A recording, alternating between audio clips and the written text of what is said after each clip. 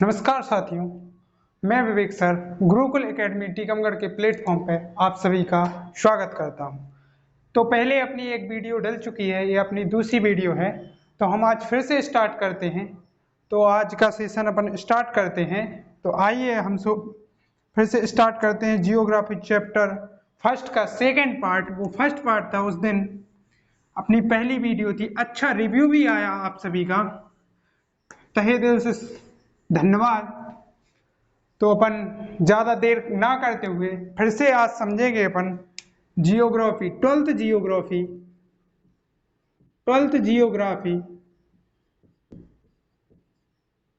Geography का chapter first अपन ने पढ़ लिया था। चैप्टर फर्स्ट के बारे में कुछ अपन ने डिटेल समझी थी, उसी को हम रिवाइज करते हैं। फिर से थोड़ा रिवाइज करके फिर नेक्स्ट क्लास की तरफ आगे बढ़ते हैं।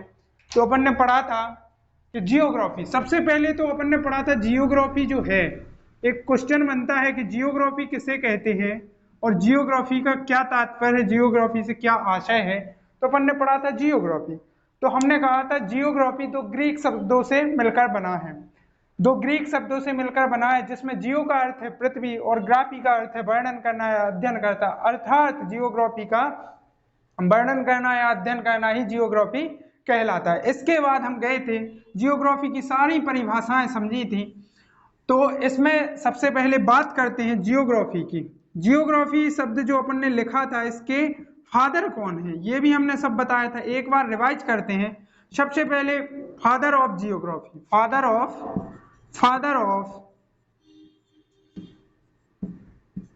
Of geography. तो हमने फादर ऑफ जियोग्राफी एक बार हमने आपको बताया था कि फादर ऑफ जियोग्राफी किसे कहते हैं, हिकेटियस। और जियोग्राफी शब्द का सर्वप्रथम प्रयोग करने वाले व्यक्ति का नाम था एरेटोस्थनीज। फिर यहीं पे एक और क्वेश्चन बनता है, आधुनिक मानव भूगोल यानी कि मानव ह्यूमन जियोग्राफी। तो ह्यूमन जियोग्राफी के हमने जो जनक समझे थे वो थे फ्रेडरिक रेटजेल। एक बात और याद रखें, वो गलती से पहले वीडियो में हमने गलती से बता दिया था कि पॉल बिलाल डीला ब्लास की जो हमने परिभाषा लिखी थी वो फ्रांस के विद्वान हैं और फ्रेडरिक रेटजेल जो हैं वो जर्मनी के विद्वान हैं। इसे नोट करिएगा। उस दिन गलती से मैंने क्या किया कि एक्सचेंज हो गए थे, जो जर्मनी के थे वो फ्रांस के बता दिया था, जो फ्रांस के थे वो जर्मनी के। तो इसे आप अपनी नोटबुक में सुधार लें और नोट करते चलें। ये आपके परीक्षा के पॉइंट ऑफ व्यू से सब इंपोर्टेंट क्वेश्चन है, पूरी यूनिटी को लेके चल रहे हैं, जो इस बार परीक्षा की दृष्टि से बहुत महत्वपूर्ण है। आज हम लगभग सारी यूनिट खत्म कर देंगे, कल सेकंड चैप्टर स्टार्ट हो जाएगा जियोग्राफी का। तो हमने सबसे पहले जो जो समझा था वो, तो हम एक ऑब्जेक्ट के पॉइंट ऑफ व्यू से और एक और हम बताते हैं क्वेश्चन। सबसे पहले एक डायग्राम बनाते हैं।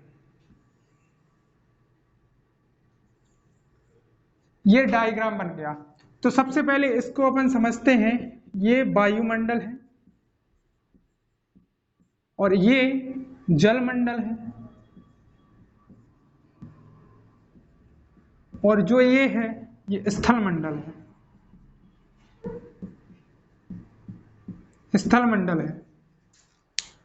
तो हमने बताया था कि जो जलमंडल, वायुमंडल और स्थल मंडल जहां मिलते हैं उस केंद्र बिंदु को जैव मंडल के नाम से जाना जाता है, उस बिंदु को जैव मंडल के नाम से जाना जाता है। तो वायुमंडल, जलमंडल और स्थल मंडल जहां मिलते हैं वहां जैव मंडल यानी कि जैव मंडल कहा जाता है। उस स्थान को क्या कहा जाता है, जैव मंडल।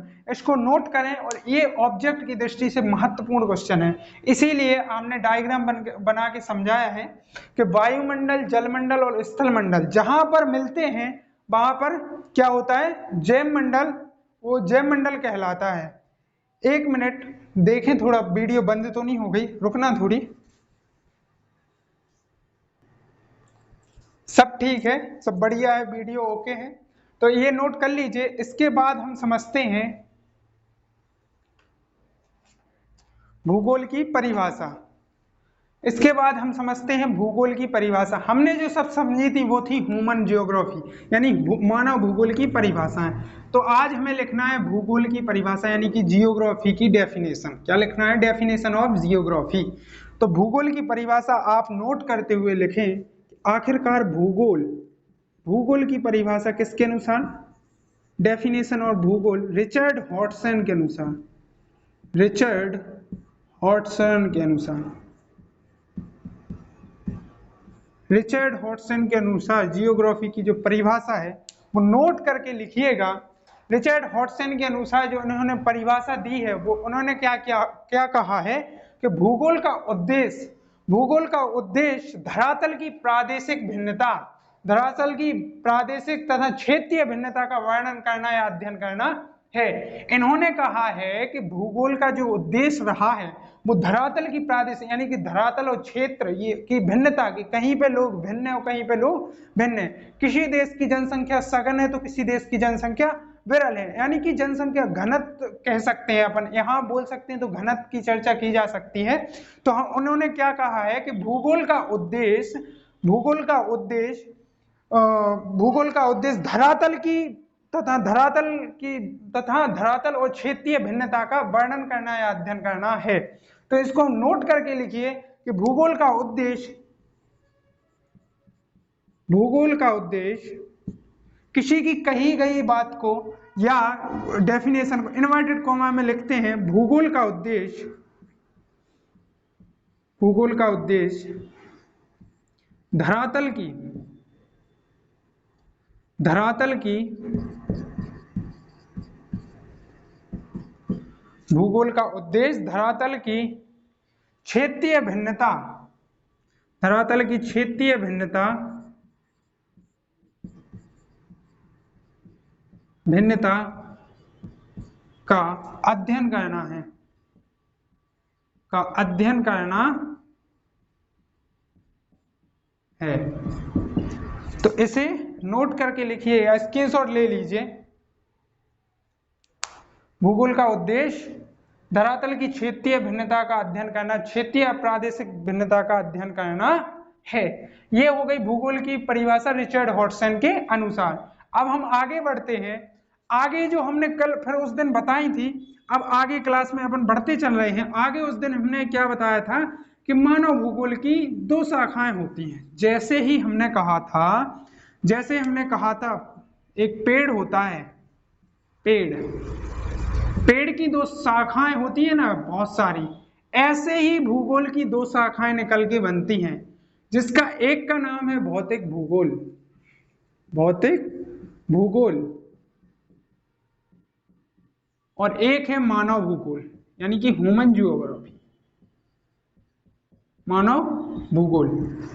तो हमने पिछली कक्षा यानी कि 11th में भौतिक भूगोल के बारे में पढ़ा था। अब 12th में हम क्या पढ़ रहे हैं? ह्यूमन जियोग्राफी यानी कि मानव भूगोल 12th में। तो भूगोल की दो शाखाएं होती हैं, एक होती है भौतिक भूगोल और मानव भूगोल। ये ऑब्जेक्ट में पूछा जाता है कि भूगोल की कितनी शाखाएं होती हैं, नाम लिखिए। तो भूगोल की दो शाखाएं होती हैं, एक तो होती है भौतिक भूगोल और दूसरी होती है मानव भूगोल। भौतिक भूगोल में हमने उस दिन बताया था, भौतिक भूगोल में भू आकृतियां, पर्वत, समुद्री विज्ञान आदि का अध्ययन किया जाता है। मानव भूगोल में मानव से रिलेटेड क्या क्या है? जनसंख्या हो गई, जनसंख्या घनत्व हो गया, वितरण हो गया, मानव निर्मित चीजें। एक बंदरगाह और पत्तन में अंतर आता है। तो बंदरगाह जो होते हैं वो क्या होते हैं? बंदरगाह हमने पढ़ा है कि बंदरगाह जो होते हैं वो होते हैं प्राकृतिक या निर्मित होते हैं, और ये जो मानव निर्मित जो चीजें पत्तन होते हैं वो क्या कहलाते हैं? मानव निर्मित होते हैं। बंदरगाह प्राकृतिक होते हैं। ये अंतर अभी आगे पढ़ेंगे अपन जियोग्राफी में। अभी यहाँ समझे तो भौतिक यानी कि फिजिकल, और फिजिकल यानी कि सब प्राकृतिक यानी प्रकृति से रिलेटेड चीजें, और मानव से रिलेटेड क्या है? जो मानव के क्रियाकलाप है, दैनिक चीजें हैं, वो सब मानव भूगोल के अंतर्गत आती हैं। जैसे जनसंख्या घनत्व हुआ, जनसंख्या वितरण हुआ, जनसंख्या का बढ़ना घटना, लिंगानुपात, सब इसी के अंतर्गत आता है। वही हम पढ़ रहे हैं मानव भूगोल। अब आगे बढ़ते हैं, ये नोट कर लीजिए।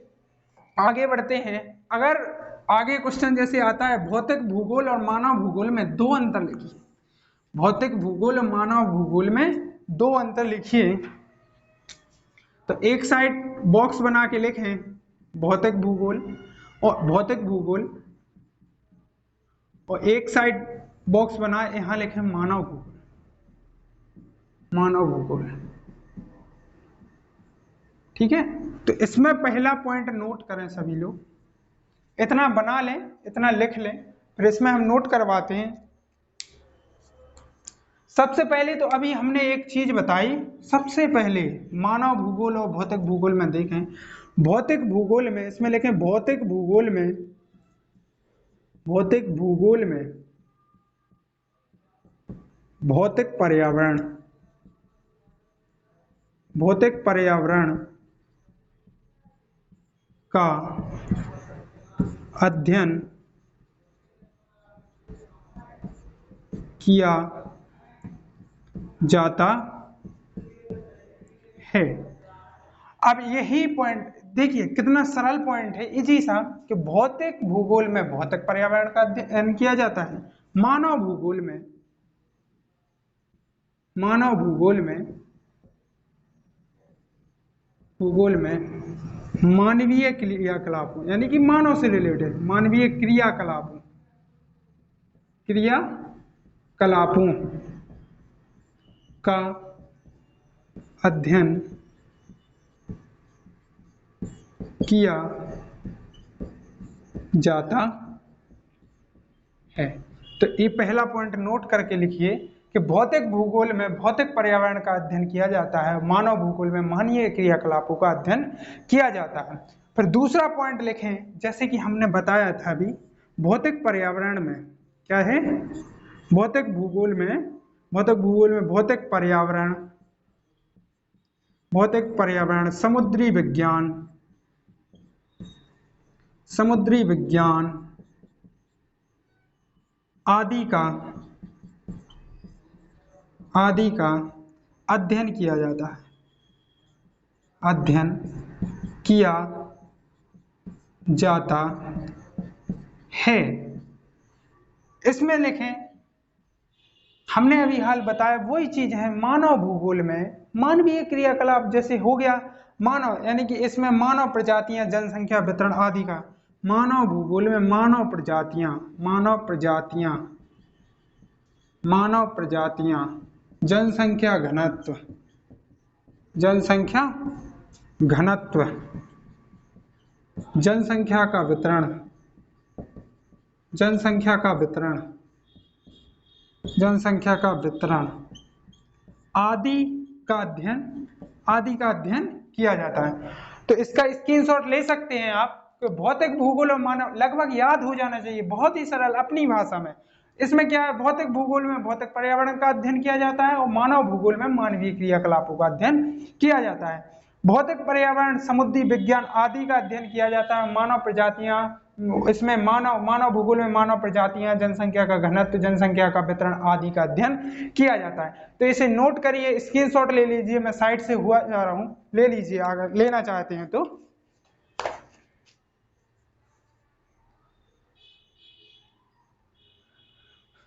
तो फिर इसे साफ करते हैं, आगे बढ़ते हैं। हमने सभी बच्चे 12th के अच्छे से बिल्कुल इसको नोट करते जाएं, जो अपनी कोचिंग वाले हैं उनको तो बहुत ही इंपॉर्टेंट क्वेश्चन है, शायद आपके पेपर में जो अभी हम 24 तारीख को लेने वाले हैं, जितनी भी हो तो उस तारीख को लेने वाले हैं, उसके लिए बहुत इंपॉर्टेंट क्वेश्चन है। एक और ऑब्जेक्ट बहुत महत्वपूर्ण है, ऑब्जेक्ट हमें याद आया है कि इसमें जो भूगोल, जो जियोग्राफी है, जियोग्राफी, जियोग्राफी हमने इसके बारे में बताया था।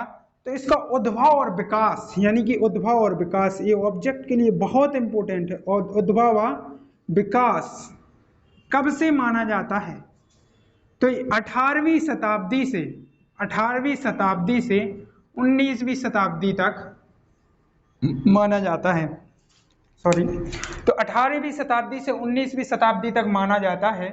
इसका ध्यान दें, अगर ऑप्शन में 18वीं शताब्दी 19वीं शताब्दी देता है तो 18वीं शताब्दी पर ही टिक लगाना है, ये इसको प्रेफरेंस देनी है।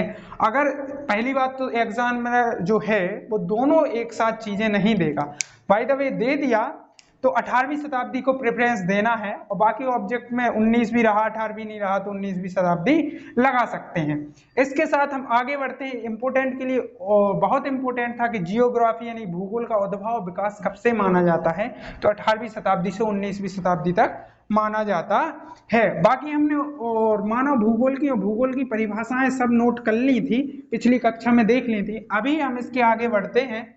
जैसे ही हमने पढ़ा फिर आता है एक क्वेश्चन आता है कि नियतिवादी और संभाववादी में अंतर लिखिए, 4 अंतर लिखिए। नियतिवादी और संभाववादी, आखिरकार नियतिवादी विचारधारा और संभाववादी विचारधारा क्या है। तो हमने जो फ्रेडरिक रेडजेल के बारे में पढ़ा था, तो फ्रेडरिक रेडजेल जो थे वो नियतिवादी या निश्चयवादी विचारधारा के थे। ठीक है, तो आगे हम पढ़ते हैं। एक क्वेश्चन बनता है कि नियतिवादी, संभाववादी और नवनियतिवादी में अंतर। ये हम साथ में आपको लिखवाते हैं, क्योंकि ज्यादा टाइम वेस्ट ना करते हुए अपन अंतर लिखते हैं। ये क्वेश्चन परीक्षा की दृष्टि से बहुत इंपॉर्टेंट है। पहले तो हम समझे कि नियतिवादी आखिरकार क्या है, संभाववादी क्या है। तो नियतिवादी पहले हम यहाँ पे लिखते हैं, फिर समझाते हैं। तो क्वेश्चन बनता है नियतिवादी नवनियतिवादी में 4 अंतर लिखिए, या नियतिवादी या संभाववादी में 4 अंतर लिखिए, या संभाववादी या नवनियतिवादी में अंतर लिखिए। तो हम लिखते हैं, यहां से नोट करिए नियतिवादी,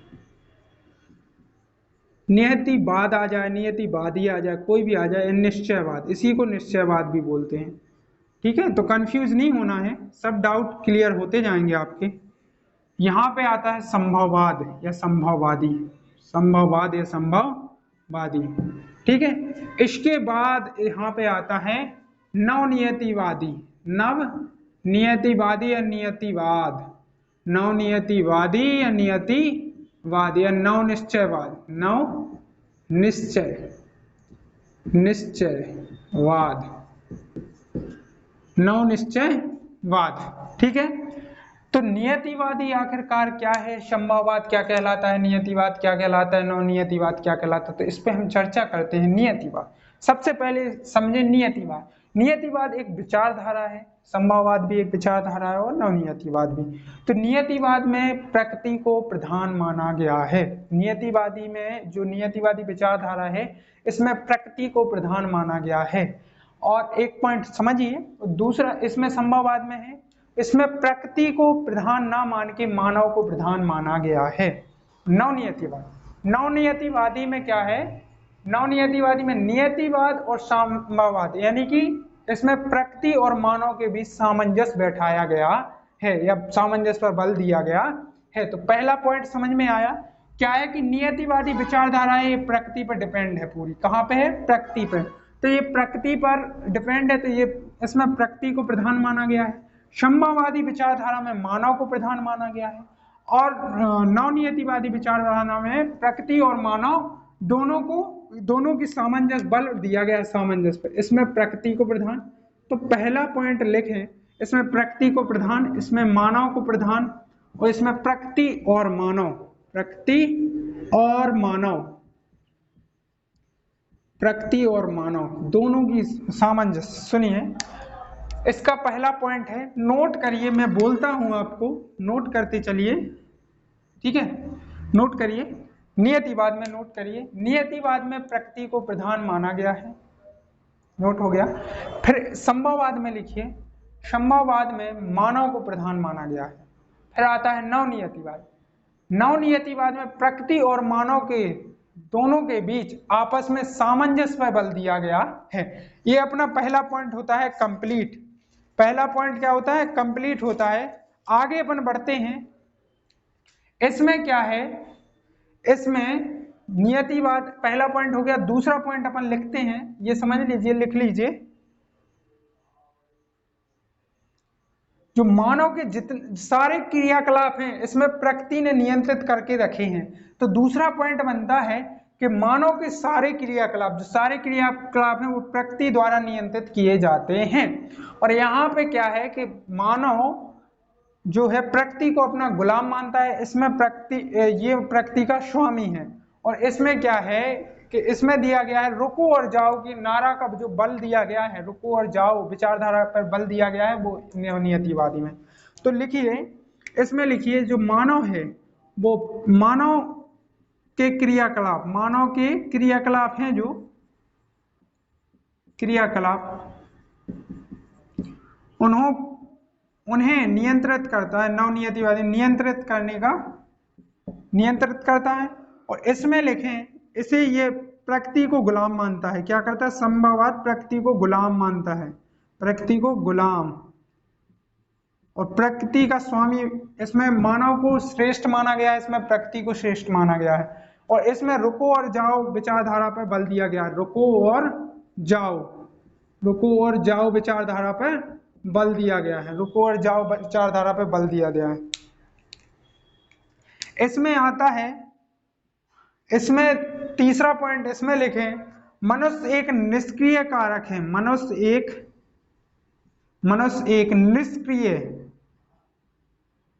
निष्क्रिय कारक है, मनुष्य एक निष्क्रिय कारक है।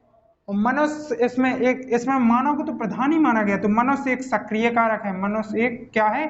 सक्रिय कारक है। और उसमें क्या है, इसके जो विचारक, इसमें विचारक दिए गए हैं, इसमें विचारक जो थे इनके, वो तो ग्रिफिथ टेलर। कौन थे? Griffith Taylor. इसके विचारक ग्रिफिथ टेलर थे। फिर इसमें भी चौथा पॉइंट बना के लिखें, इसके जो नवनियतिवादी के विचारक थे वो थे फ्रेडरिक रेडजेल। कौन थे? फ्रेडरिक रेडजेल विचारक। चौथा पॉइंट लिखें, फ्रेडरिक रेडजेल जो विचारक थे, और ये कहाँ के थे? जर्मनी के थे। कहाँ के थे? जर्मनी के थे। और इनकी शिष्या का नाम था एसी सैंपल। अपन ने पढ़ा था ना, एसी सैंपल या एलन सैंपल। तो एलन सैंपल जो कहाँ की थी, ये भी इन्हों की, जब ये देखिए, जो गुरु करेगा वो तो शिष्य करेगा ही, तो जो गुरु करेगा वो शिष्य करेगा। तो जो गुरु क्या है इनके, यानी कि नियतिवाद के समर्थक हैं। तो एलन सैंपल भी नियतिवाद के ठीक है, इनके नियतिवाद के क्या है? समर्थक। तो एलन सैंपल भी समर्थक हैं। तो ये कहाँ की थी? ये अमेरिका की थी। ठीक है, अब आते हैं संभववादी विचारधारा पे। संभववादी विचारधारा में क्या है, ये यहाँ पे साफ कर दें, थोड़ी यहाँ लिख देते। संभववादी विचारधारा में चौथा पॉइंट बना, संभववादी विचारधारा के कौन है? Vidal de la Blache, Paul Vidal de la Blache, जो हमने बताया था ब्लास। ये है फ्रांस के, जो हमने गलत लिखवा दिया था, ये फ्रांस के हैं। कल थोड़ा मिस्टेक हो गया था पिछली वीडियो में, ये फ्रांस के हैं। और एक और है, वो है अल्बर्ट डिमाजिया, ये भी फ्रांस के हैं। अल्बर्ट डिमाजिया, ये इसके समर्थक डिमाजिया, ये भी फ्रांस के हैं। तो इतनी चीजें समझ में आई। इसको नोट कर लीजिए, थोड़ा स्क्रीनशॉट, जो भी नोट करना चाहता है नोट कर लीजिए। आगे बढ़ते हैं।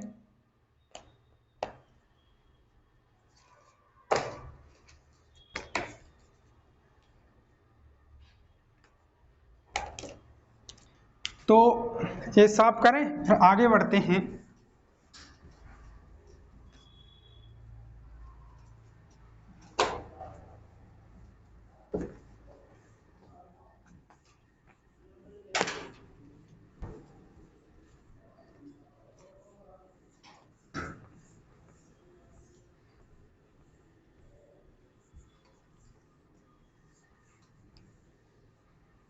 थोड़ी वीडियो देख लें, बंद तो नहीं हो गई? सब सही चल रहा है, बढ़िया है। तो अब एक और इम्पोर्टेंट क्वेश्चन पे हम चर्चा करते हैं। एक और क्वेश्चन बनता है मानव भूगोल, यानी भूगोल की शाखाओं का वर्णन कीजिए। क्या? भूगोल की शाखाओं का वर्णन कीजिए। यानी कि क्वेश्चन है, बहुत इंपॉर्टेंट क्वेश्चन है। मानव भूगोल क्या है? मानव भूगोल की महत्वपूर्ण शाखाओं का वर्णन कीजिए। महत्वपूर्ण शाखाओं का वर्णन कीजिए। तो मानव भूगोल की महत्वपूर्ण शाखाएं आखिरकार कौन कौन सी हैं, हम उस पर, बहुत इंपॉर्टेंट क्वेश्चन है, स्टार लगा लीजिए। इस बार के लिए बहुत इंपॉर्टेंट क्वेश्चन है। मानव भूगोल की महत्वपूर्ण शाखाओं का वर्णन कीजिए। आखिरकार कौन सी वे शाखाएं हैं मानव भूगोल की, उनके बारे में हमें समझना है। कौन कौन सी हैं? तो मानव भूगोल की 6 शाखाएं हैं। सामाजिक भूगोल, नगरीय भूगोल, राजनीतिक भूगोल, आवास भूगोल, जनसंख्या भूगोल और आर्थिक भूगोल। तो इसको नोट करके लिखिए आप। सबसे पहले समझें मानव भूगोल। मानव भूगोल की शाखाएं, सामाजिक भूगोल, सामाजिक भूगोल। दूसरी समझें राजनीतिक भूगोल, राजनीतिक भूगोल।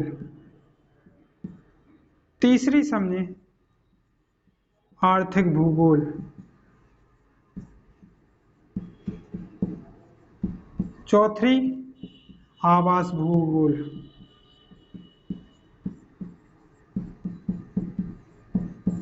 पांचवी नगरीय भूगोल।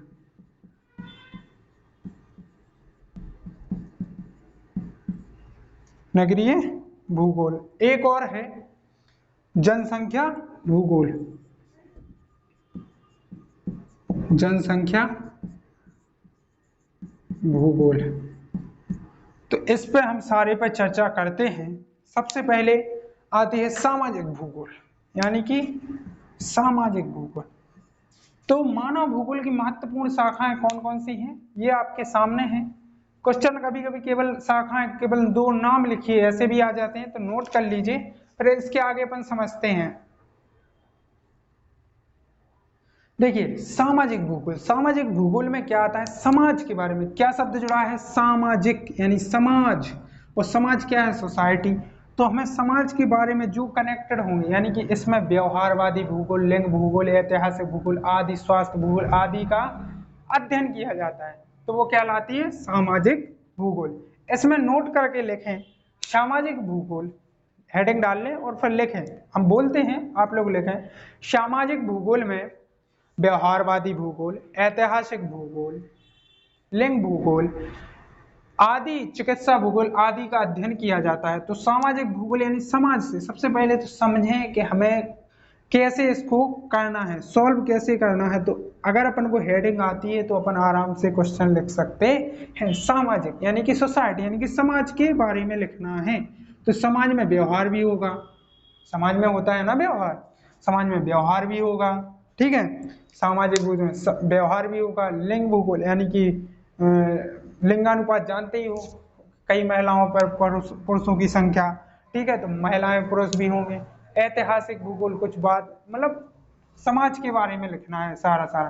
तो अपन ने लिखा कि समाज में व्यवहारवादी भूगोल, लिंग भूगोल, ऐतिहासिक भूगोल आदि का अध्ययन, चिकित्सा भूगोल आदि का अध्ययन किया जाता है। फिर आता है राजनीतिक भूगोल। कौन सा, राजनीतिक भूगोल, ये बहुत इंपॉर्टेंट है। राजनीतिक भूगोल में क्या लिखना, राजनीतिक यानी कि राजनीति, यानी कि जो अपने यहाँ की पॉलिटी है, राजनीति है, उसके बारे में। इसमें पॉलिटी में राष्ट्रों तथा राज्यों, राष्ट्रों का मतलब है पूरा राष्ट्र, यानी कि हमारा भारत देश, हमारा की भारत देश हो गया, कोई भी हो गया, देखिए समझिए इसको, ठीक है, जैसा भी बना हो इसको समझें। ये हमारा राष्ट्र, ये क्या है, राष्ट्र। हम नहीं कहते राष्ट्रीय गान, ये हमारा भारत देश हो गया एक राष्ट्र। तो ये राष्ट्र, राष्ट्र की सीमा कौन सी कहलाती है, ये अगर इस साइड भूटान है, इस साइड पाकिस्तान है, इस साइड चीन है, अफगानिस्तान है, नेपाल है, तो ये जो जो सीमा लगी हुई है ये राष्ट्र की सीमा कहलाती है। क्या कहलाती है, राष्ट्र की सीमा। बहुत इंपॉर्टेंट, समझे राष्ट्र की सीमा किसे कहते हैं। और जैसे अपने बीच में ये है मध्य प्रदेश, जैसा भी बने समझ लेना, ये मध्य प्रदेश, और मध्य प्रदेश इसके बगल में यहाँ उत्तर प्रदेश, यहाँ राजस्थान, यहाँ गुजरात, यहाँ छत्तीसगढ़, जो भी लगे, तो ये जो सीमाएं कहलाती हैं ये कहलाती है राज्य की सीमा, राज्य की सीमा। समझे इसको, इसको बहुत अच्छे तरीके से समझाया है। जो दूसरों देशों के साथ, दूसरे देशों के साथ सीमाएं लगती हैं वो कहलाती हैं राष्ट्र की सीमा। और जो अंतर मतलब राज्य, यानी कि मध्य प्रदेश हो गया, उत्तर प्रदेश हो गया, अंतर राज्य यानी अपने राज्य में जो राज्यों में लगती है वो राज्य की सीमा कहलाती है, और जो राष्ट्रों यानी दूसरे देशों के साथ लगती है वो राष्ट्र की सीमा कहलाती है। समझे, तो इसमें लिखना है राष्ट्रों तथा राज्यों की सीमा का निर्धारण करना राजनीतिक भूगोल कहलाता है। कुछ भी लिखें, इसमें शासित यानी शासन द्वारा जमीन जो होती है ना, इसमें शासित भूभागों का अध्ययन किया जाता है। इसमें राष्ट्रों तथा राज्यों की सीमा तथा शासित भूभागों का अध्ययन किया जाता हो गया। इसके बाद आते हैं आर्थिक भूगोल। आर्थिक यानी कि तो सबसे पहले तो फाइनेंशियल यानी आर्थिक होता है, ठीक है। फाइनेंशियल प्रभाव यानी पैसा, क्या पैसा यानी कि पैसे की बात, आर्थिक लगा है तो समझ जाइए वहां पैसा लिखना है, पैसे की बात होनी ही है। तो आर्थिक की जगह पे क्या है, पैसा। तो यहाँ पे हम लिखेंगे संसाधन भूगोल, कृषि भूगोल, जिससे पैसा आता हो। देखिए जिससे पैसा आता हो, भूगोल, विपणन भूगोल, पर्यटन भूगोल, अंतरराष्ट्रीय भूगोल आदि का अध्ययन, आर्थिक भूगोल आदि का अध्ययन किया जाता है। फिर आता है आवास। आवास का मतलब जानते हो, आवास प्रवास यानी आवास यानी होता है घर मकान। क्या होता है, घर मकान। तो क्या है इसमें, वही तो करना है आवास भूगोल में। मानव द्वारा, अब इसमें देखिए मानव द्वारा पृथ्वी की सतह पे, मानव द्वारा पृथ्वी की सतह पे बसाई गई बस्ती या घर या मकान को ही तो आवास भूगोल कहते हैं। क्या है, एक बार और दोहराते हैं, आवास भूगोल। आवास भूगोल में क्या है कि मानव द्वारा बसाई गई पृथ्वी की सतह पर बस्ती या मकान या घर को ही तो आवास भूगोल कहते हैं। खत्म हो गया, इतना है। और फिर आता है नगरीय भूगोल। नगरीय, देखिए नगरीय का मतलब होता है नगर, नगर का मतलब होता है शहर, और शहर का मतलब क्या होता है, सिटी। वही तो इस इंग्लिश में उसे सिटी बोलते हैं। तो यहाँ ग्रामीण क्षेत्र की बात नहीं होना, नगर की, नगरीय क्षेत्र। तो नगरीय में क्या है, नगरीय भूगोल में वातावरण, संदर्भ के नगरीय स्थानों का अध्ययन, नगरों की उत्पत्ति कैसे हुई, विकास कैसा हुआ आदि का अध्ययन इसी में किया जाता है। नगरों की उत्पत्ति कैसे होती है, इसका विकास कैसा हुआ आदि का अध्ययन। फिर आता है जनसंख्या यानी कि पॉपुलेशन, यानी कि पॉपुलेशन जो कि अपनी भारत देश की बहुत बढ़ती जा रही है, पॉपुलेशन, ठीक है। पॉपुलेशन यानी क्या होता है, भारत वो पॉपुलेशन, सॉरी जनसंख्या। पॉपुलेशन जियोग्राफी यानी कि जनसंख्या भूगोल। जनसंख्या भूगोल में क्या गया, इसमें जनसंख्या के वितरण, घनत्व तथा जनसंख्या का बढ़ना घटना वृद्धि, इसी पे ही आदि का अध्ययन किया जाता है। जैसे कि जनसंख्या का वितरण हमने अभी बताया था कि जनसंख्या किसी देश या प्रदेश की जनसंख्या घनी या सघन हो सकती है और किसी देश की जनसंख्या विरल हो सकती है। तो इतना समझ में आया, इतना समझ में आया। ये आप चाहें तो स्क्रीनशॉट ले सकते हैं। पूरा विधिवत यूनिट के क्वेश्चन वाइज करवाए जा रहे हैं। पेपर की दृष्टि से आपके क्वेश्चन पूरी यूनिट लिखवाई जा रही है। इसको ध्यान से समझे, महत्वपूर्ण टॉपिक है, इसको समझते चलें। आगे हम लिखते हैं फिर समझ, ठीक है। आगे चलते हैं अपन।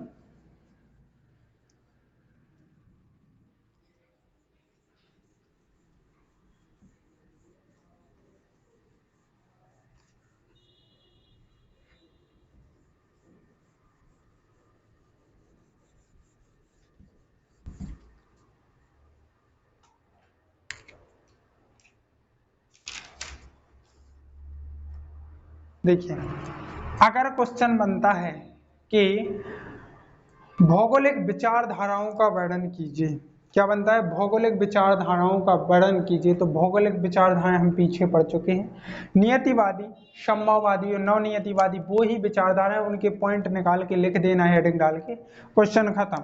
तो ये अपन को दोबारा नहीं पढ़ना है, क्योंकि अपन का 12th बेस का क्या है कि पढ़ते भी जाना है, नॉलेज के हिसाब से पूरा डिटेल में पढ़ना है अपन को। क्या है, डिटेल में, अपन को शॉर्टकट्स नहीं जाना है। कंपटीशन की तैयारी नहीं करनी है अभी अपन को 12th बेस देखना है। फिर कंपटीशन के हिसाब से यूट्यूब पे और वीडियो जीके वगैरह जीएस की डलती जाएंगी। जैसे ही जैसे आपका और अच्छा रिव्यू मिलता जाएगा, फीडबैक, तो जीके जीएस भी आगे कंप्लीट करवाई जाएगी। तो अभी देखते चलें, अभी क्या है, हमने बताया कि जो भौगोलिक विचारधाराएं हैं वो कौन कौन सी हैं, नियतिवादी, सम्यवादी और नवनियतिवादी। ये क्वेश्चन खत्म हुआ। फिर आगे अपन समझते हैं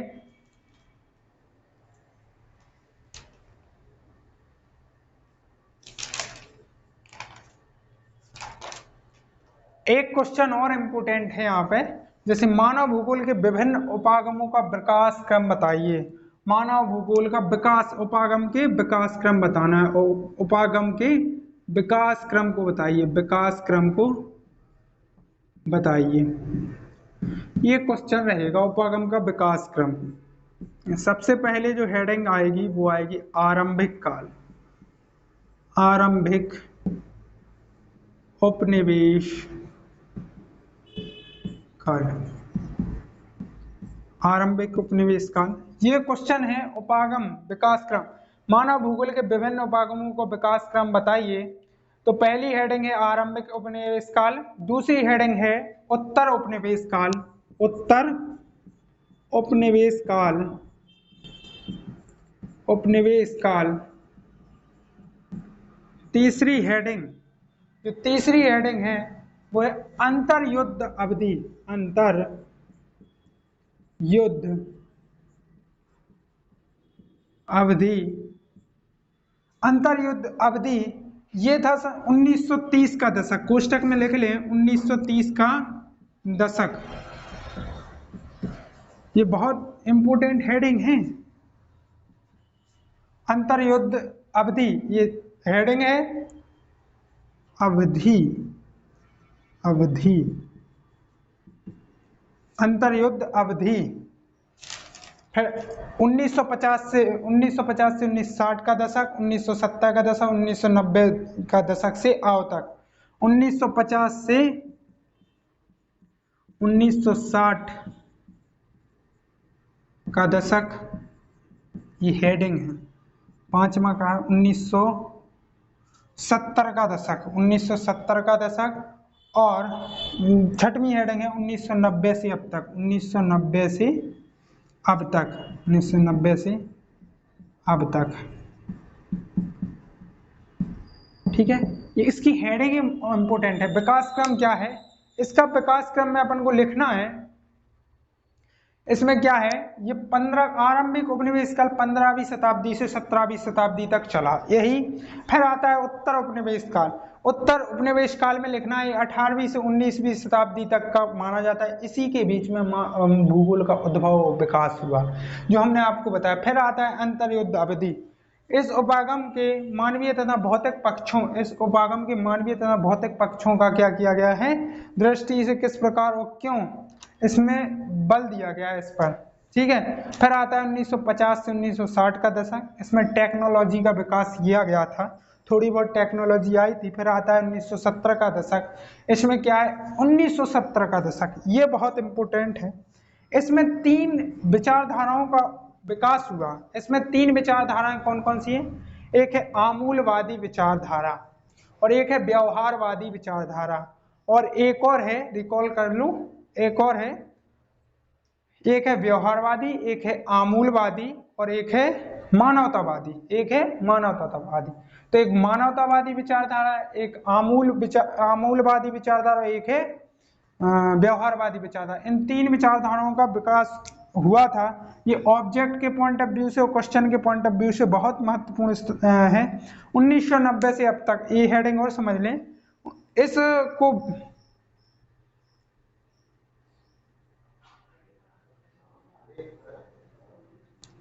इसमें क्या है, वैश्वीकरण आदि का विकास हुआ। ठीक है, ये क्वेश्चन होता है खत्म। उपागम का विकास क्रम कहाँ से, आरंभिक उपनिवेश काल, उत्तर उपनिवेश काल, अंतर युद्ध अवधि 1950 से 60 का दशक, 1970 का दशक, 1990 से अब तक। इनकी तो हेड ही इंपोर्टेंट है। फिर आता है एक क्वेश्चन बनता है, इसको साफ कर दें, स्क्रीनशॉट ले लो, लेना चाहता है कोई तो। फिर आता है इसके आगे,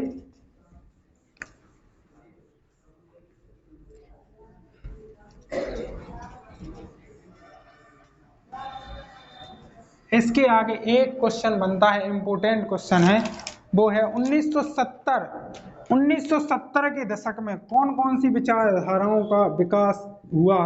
1970 के दशक में कौन कौन सी विचारधाराओं का उदय हुआ या विकास हुआ, उनको समझाइए। तो हमने बताया सबसे पहले आमूलवादी विचारधारा, आमूलवादी विचारधारा। दूसरी हेडिंग है व्यवहारवादी विचारधारा।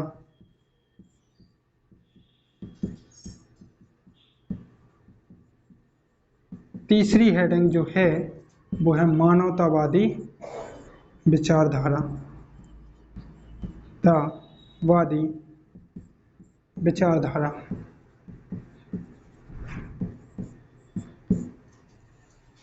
तो सन 1970 के दशक में 3 विचारधाराओं का विकास हुआ। एक तो आमूलवादी विचारधारा, व्यवहारवादी विचारधारा और मानवतावादी विचारधारा। इनके बारे में हमें समझना है। तो सबसे पहले तो आमूलवादी जो विचारधारा है, इसमें क्या बताया गया है?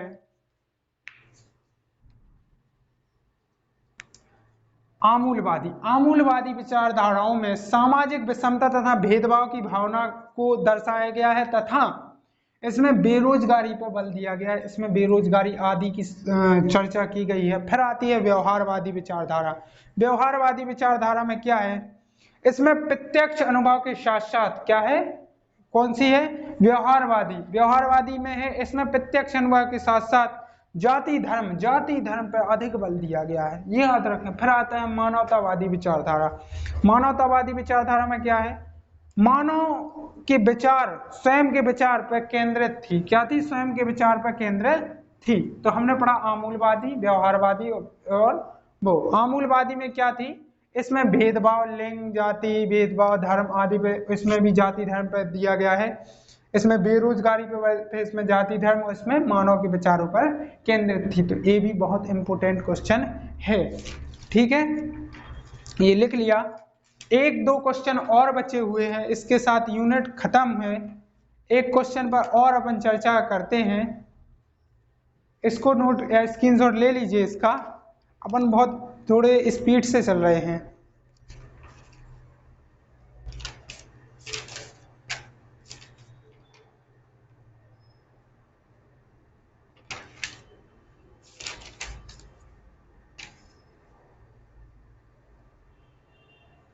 ठीक है, तो एक क्वेश्चन और इंपॉर्टेंट है।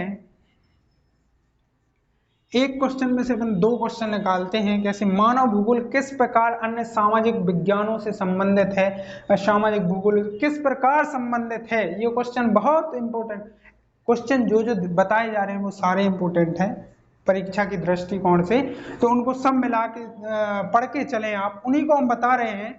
बाकी अदर जो था हमें नहीं लगा कि जो पॉइंट ऑफ व्यू से, उनको हमने छोड़ दिया। तो क्वेश्चन कौन सा है? मानव भूगोल किस प्रकार अन्य सामाजिक विज्ञानों से संबंधित है, समझाइए।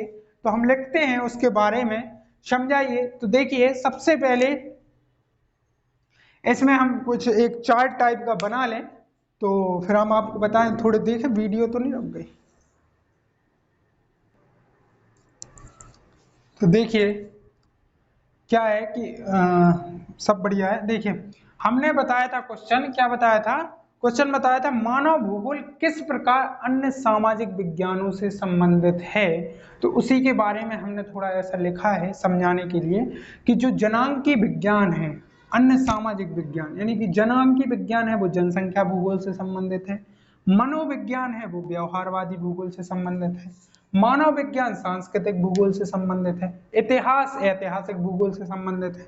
समाजशास्त्र सामाजिक, देखो समाजशास्त्र यानी समाजशास्त्र कौन सा सब्जेक्ट है? सोशियोलॉजी यानी सोशल यानी सोसाइटी, तो सामाजिक भूगोल यानी कि समाज के बारे में। ठीक है, अर्थशास्त्र यानी अर्थ यानी क्या होता है? पैसा, अर्थशास्त्र, तो पैसे आर्थिक भूगोल से संबंधित। हमने बताया था कि जहां पैसे की बात हो वहां आर्थिक समस्या, वो आर्थिक अर्थशास्त्र यानी आर्थिक भूगोल की बात होगी। राजनीति शास्त्र यानी कि राजनीतिक भूगोल। तो मानव भूगोल किस प्रकार अन्य सामाजिक भूगोल से संबंधित है, तो हमने देखा कि जनांकी विज्ञान जंग, तो इस प्रकार से अपन को लिखना है। एक क्वेश्चन और बनता है कि मानव भूगोल के उप क्षेत्रों को वर्णन कीजिए। तो मानव भूगोल के उप क्षेत्र का नाम लिखिए। तो नाम क्या है? मानव भूगोल के उप क्षेत्र हैं जनसंख्या भूगोल, व्यवहारवादी भूगोल, सांस्कृतिक भूगोल, ऐतिहासिक भूगोल, सामाजिक भूगोल, आर्थिक भूगोल, राजनीतिक भूगोल आदि, यही उनके नाम है। तो यहाँ हमारे 2 क्वेश्चन कंप्लीट होते हैं। तो यहाँ हमारे 2 क्वेश्चन, तो इसी के साथ हमारी फर्स्ट यूनिट फिनिश है। 1-2 क्वेश्चन है वो प्रैक्टिकल, वो मानव से आपको सब वही का वही है, सब सेम ही है। तो जो जितना इंपॉर्टेंट था वो हमने आपको दे दिया है। अब मिलते हैं अपन नेक्स्ट वीडियो में। नेक्स्ट वीडियो अपनी जो रहेगी सेकंड यूनिट की रहेगी, नेक्स्ट वीडियो वो रहेगी जनसंख्या घनत्व एवं वितरण। तो मिस ना करें, धीरे धीरे देखते जाएं। जियोग्राफी 12th जियोग्राफी की पहली यूनिट समाप्त होती है। अब मिलेंगे दूसरी यूनिट में हमारे विवेक पटेरिया के साथ आप फिर से पढ़ना गुरुकुल एकेडमी में। फिर जैसे जैसे रिव्यू मिलता जाएगा अपना कंटेंट डलता ही जाएगा। तो नमस्कार साथियों, धन्यवाद, फिर मिलते हैं नेक्स्ट वीडियो में।